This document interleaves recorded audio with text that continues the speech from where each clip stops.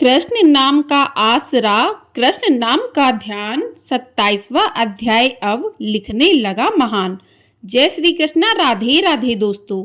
आप सभी पर भगवान विष्णु अपनी कृपा सदैव बनाए रखें। आज की वीडियो में हम सुनेंगे कार्तिक मास महात्म्य का अध्याय 27 और साथ ही सुनेंगे तुलसी माता की कहानी और तुलसी माता की आरती। तो आप सभी लोग हमारे साथ जुड़े रहिएगा, वीडियो को पूरा जरूर देखिएगा।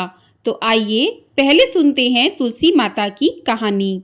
एक कन्या थी। जब वह थोड़ी बड़ी हुई और उसको समझ आने लगी, तब से ही वह तुलसी माता जी का पूजन करने लगी। उसके प्रतिदिन का नियम था कि तुलसी माता जी का पूजन करने के बाद ही वह खाना खाती थी। जब वह कन्या शादी के लायक हुई, तब उसके माता पिता ने उसकी शादी करवा दी। कन्या को उसके माता पिता ने दहेज में भी एक तुलसी का गमला दिया। ससुराल में वह प्रतिदिन सवेरे उठते ही पूजा करती, फिर उसके बाद ही खाना खाने बैठती थी।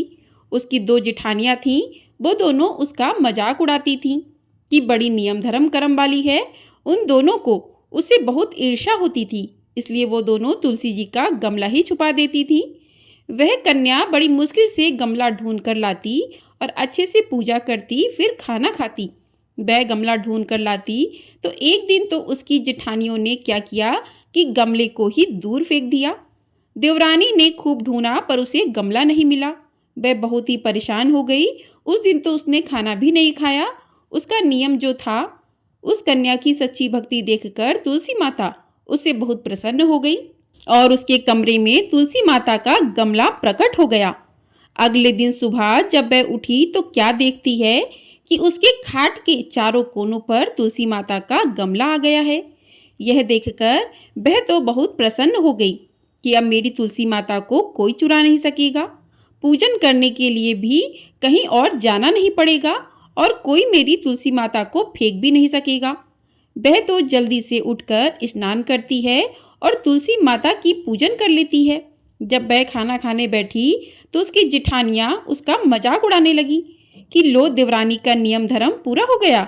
उससे पूछती हैं कि तुलसी जी की पूजा कर ली क्या? देवरानी धीरे से बोलती है कि कर ली। जेठानियां बोलती हैं, कहाँ से कर ली पूजा? गमला तो फेंक दिया था। तभी देवरानी कहती है, देख लो, मेरे कमरे में खाट पर तुलसी जी लग रही हैं। जेठानियां बहुत शर्मिंदा हुई और बोली कि देवरानी, तेरी भक्ति सच्ची है, हमने तुझे बहुत परेशान किया, हमें माफ़ कर दो। देवरानी उन्हें माफ़ कर देती है। हम भी तुलसी माता जी से यही प्रार्थना करते हैं कि हे तुलसी मैया, जैसे ही कृपा आपने देवरानी पर करी, वैसी हम सभी पर करना। कथा सुनने अथवा सुनाने वाले हम सभी पर अपनी कृपा ऐसे ही करना। बोलिए तुलसी मैया की जय। इसी के साथ तुलसी मैया की कथा पूर्ण हुई। आइए अब सुनते हैं आज का अध्याय।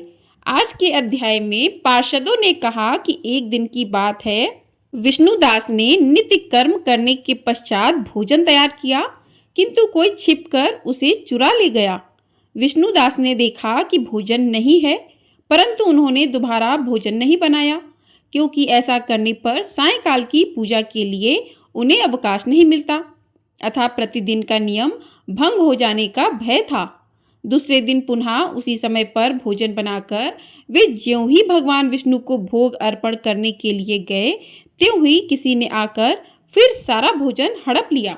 इस प्रकार 7 दिनों तक लगातार कोई उनका भोजन चुरा कर ले जाता रहा। इससे विष्णुदास को बड़ा विस्मय हुआ।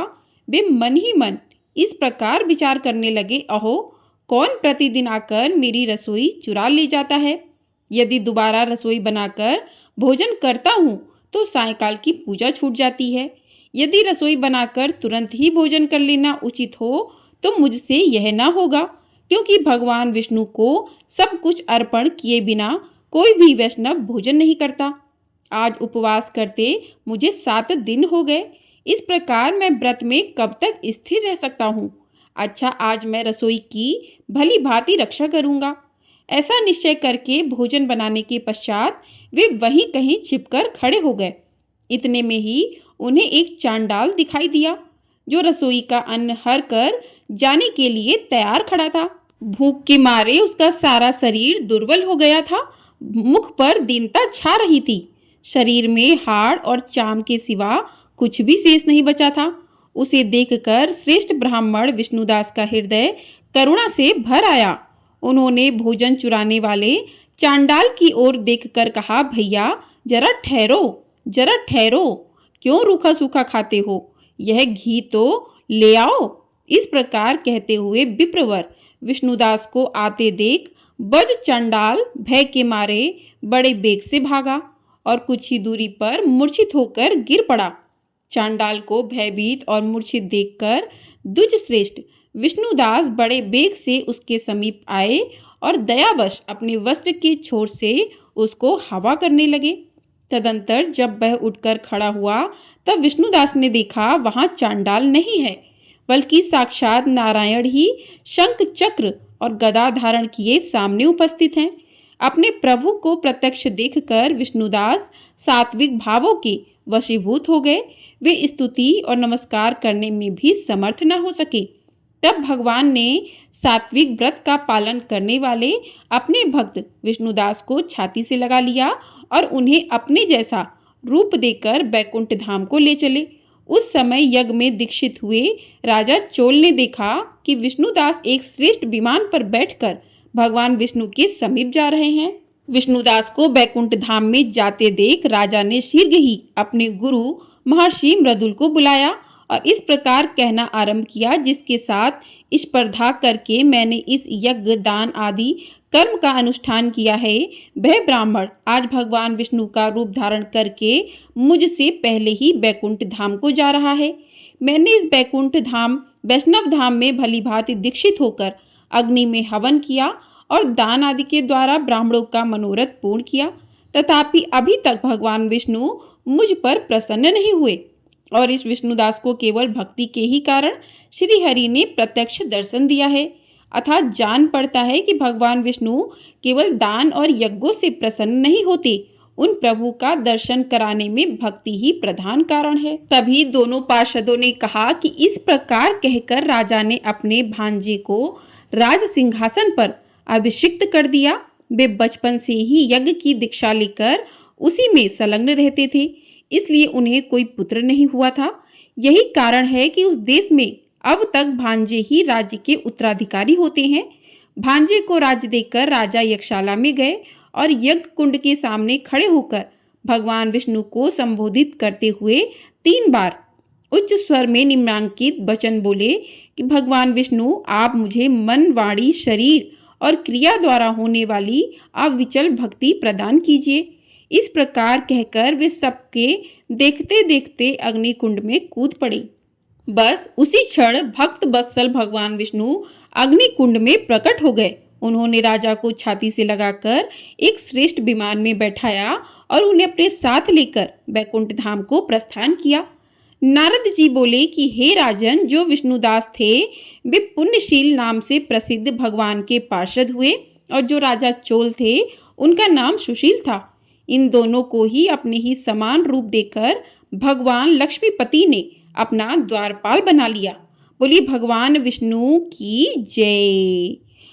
तो इस प्रकार से आज का अध्याय पूर्ण हुआ। आइए अब करते हैं तुलसी माता की आरती।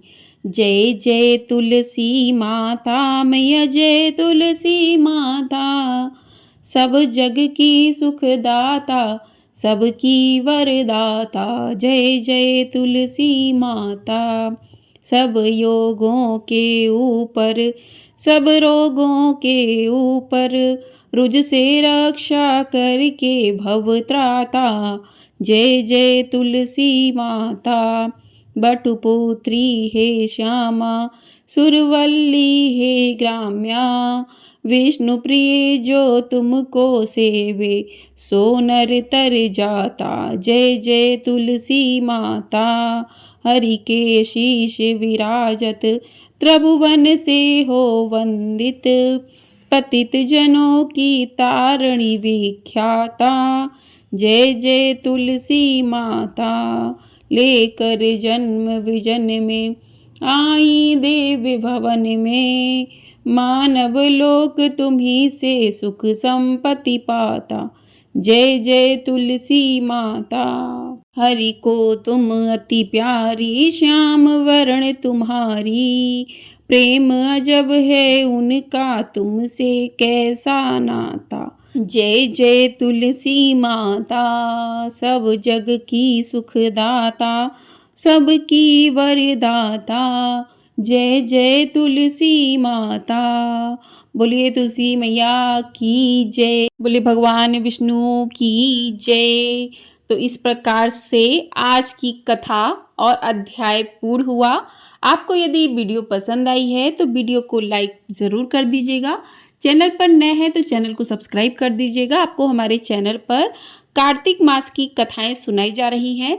साथ ही आपको सत्यनारायण भगवान की कथा और कार्तिक पूर्णिमा की कथा भी सुनाई जाएगी। तो आप लोग चैनल को सब्सक्राइब करके ढेर सारा अपना प्यार ज़रूर दीजिएगा। जय श्री कृष्णा, राधे राधे कमेंट बॉक्स में अवश्य लिखिएगा आपको यदि वीडियो पसंद आई है। भगवान विष्णु अपनी कृपा हम सभी भक्तों पर ऐसे ही सदैव बनाए रखें। भगवान विष्णु की जय।